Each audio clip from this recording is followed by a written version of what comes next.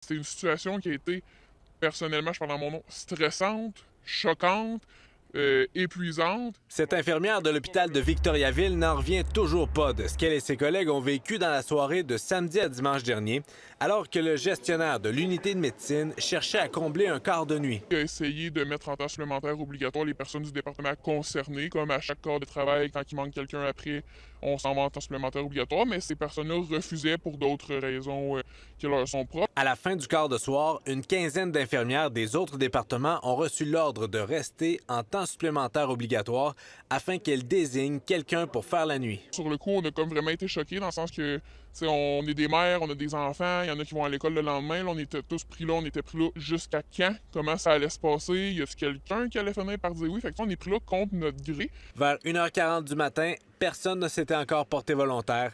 Les infirmières ont finalement pu quitter. Je considère ça comme un otage.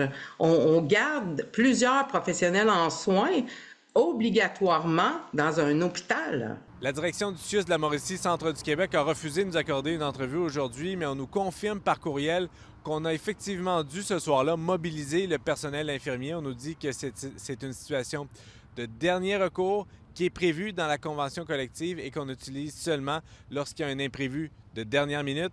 Or, selon les infirmières, ce n'était pas le cas. C'était un besoin qui était connu depuis le 28 février. Donc, on n'était pas dans la mesure exceptionnelle, on n'était pas dans le dernier recours, la cancellation de dernière minute. C'était un besoin qui était connu de tout le monde depuis presque 3 semaines. Le syndicat allègue que c'est la deuxième fois en quelques mois qu'une situation pareille se produit au même hôpital. Pourtant, la première fois, on s'était fait dire plus jamais ça va se reproduire. C'est pas une saine gestion, puis on n'aurait pas dû faire ça. Et là, ça se reproduit en peu de temps. C'est sûr que j'ai donné mon numéro personnel et j'ai dit la prochaine fois, je vais me présenter. Puis s'il faut appeler la police, ben on va appeler la police. Jasmin Dumas, TVA Nouvelles, Victoriaville.